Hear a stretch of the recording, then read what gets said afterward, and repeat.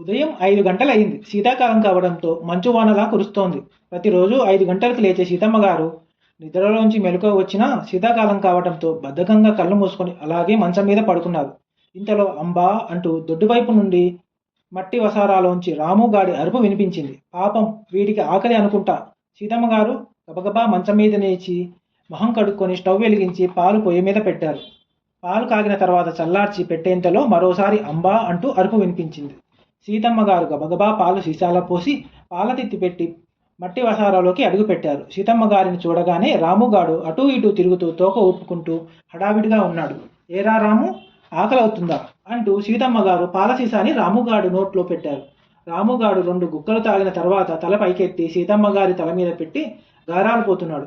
ఇంకా కొద్దిగానే ఉన్నాయి రా, ఇవి పూర్తయి తాగి, లేదంటే ఆకలి వేస్తుంది అంటూ రాముగాడు ఒళ్ళంతా నిమురుతూ దగ్గరగా తీసుకొని మళ్ళీ పాల సీసాలోని పాలను తాగించేశారు. రాముగాడు పాలు తాగేసిన తర్వాత అంబా అంటూ మళ్ళీ అరిచాడు. 8 మంది పిల్లలు ఉన్న సీతమ్మ గారికి ఆ పిలుపు వింటుంటే గుండెల్లోంచి దుఃఖం పొంగుకు వచ్చింది. అమ్మ లేని లోటు మరిపించగలను, కానీ మీ అమ్మను తీసుకురాలేను. నువ్వు నాకు 9వ సంతానం, నా ప్రాణంలో ప్రాణం. ఏం చెయ్యను దేవుడు చేసిన దానికి? దేవుడి దగ్గరికి వెళ్ళిపోయిన మీ అమ్మకి నేను అమ్మలాంటి దానిని. మా ఇంటికి వచ్చినప్పటి నుంచి దానిని కూతురులాగా చూసుకున్నా.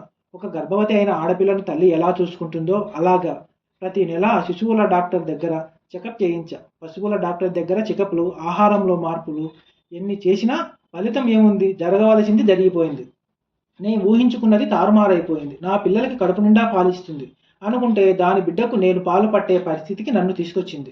కాలం చేసే మార్పుకి ఎవరు జవాబు దారి ఆ దారిలో మనం వెళ్ళటమే అనుకుంటూ సీతమ్మ గారు కళ్ళు నీళ్లు పెట్టుకుంటూ ఆ రాముగాడి దగ్గర ఉన్న మలమూత్రాలను శుభ్రం చేసి ఒళ్ళంతా గుడ్డ పెట్టి తుడిచి ఆ పసుపు కోరుకునే ఆహారం పెట్టి ఇంట్లోకి వెళ్ళిపోయారు. మరి ఆ లంకంత ఇంట్లో మరో 10 ప్రాణాలని ఆవిడ పెంచి పోషించాలి. ఇంతకీ రాముగాడి కథ ఏమిటి?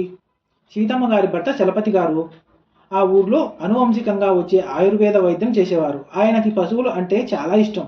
పిల్లలకి ఏం పెట్టినా పెట్టకపోయినా పాలు పెరుగుతో పెంచితే ఆరోగ్యంగా పెరుగుతారని ఆయన నమ్మకం. అందుకే ఎప్పుడు ఇంట్లో 5 ఆవులు ఉండేవి. పాలేర్లు ఉన్నప్పటికీ సీతమ్మ గారు స్వయంగా ఆవులను, పశువులను గురించి ఎప్పుడూ శ్రద్ధ తీసుకునేవారు. చలపతిరావు గారి దంపతులకు ఆవులు అంటే దైవంతో సమానం. సీతమ్మ గారు పండుగలకి, పబ్బాలకి గోపూజ చేసి ఇంట్లో పిల్లలతో సమానంగా ఆ పశువులను పెంచుకుంటూ ఉండేవారు. ఇంట్లో కొంచెం అన్నం మిగిలితే బయట పారేయకుండా పశువులకు పెట్టేవారు.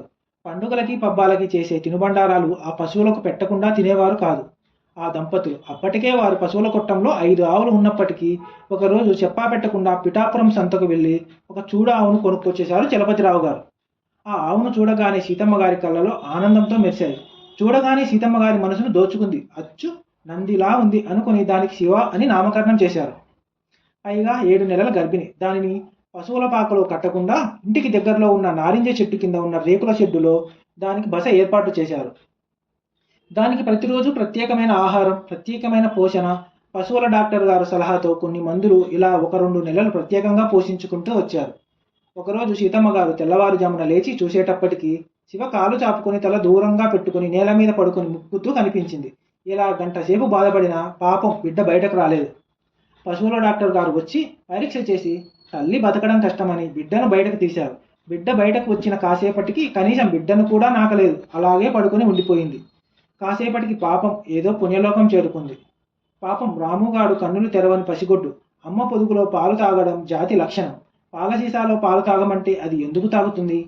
సీతమ్మ గారికి రాముగాడికి పాల సీసా అలవాటు చేసినప్పటికీ తల ప్రాణం తోకకు వచ్చింది. ఇప్పుడు రాముగాడు సీతమ్మ గారి 9వ సంతానం. తెల్లవారి లేచింది మొదలు రాముగాడు బాగోగులు కూడా సీతమ్మ గారు చూసుకుంటున్నారు. పిల్లలు సాయంకాలం స్కూల్ నుంచి వచ్చిన తర్వాత రాముగాడితో ఆటలు ఆడుకుంటారు. రాముగాడు రోజు రోజుకి ఎదుగుతూ పిల్లలతో ఆడుతూ ఉంటే సీతమ్మ గారికి ఆనందంగా ఉంది. క్రమేపీ పశువుల ఆహారం తినే స్థాయికి రాముగాడు ఎదిగాడు కాబట్టి పాలు పట్టడం ఆపేశారు. అయినా వాడి బస మాత్రం నారింజ చెట్టు కింద ఉన్న రేకుల షెడ్డులోనే. ఇలా 2 సంవత్సరాలు గడిచిపోయాయి. ప్రకృతి పరంగా వచ్చే మార్పు వల్ల రాముగాడు కూడా ఒకరోజు జత కోరుకున్నాడు. చలపతిరావు గారి దంపతులకు ఆనందానికి హద్దు లేదు. నెలలు గడిచే కొద్దీ రాముగాడిలో శారీరకంగా మార్పులు వచ్చాయి.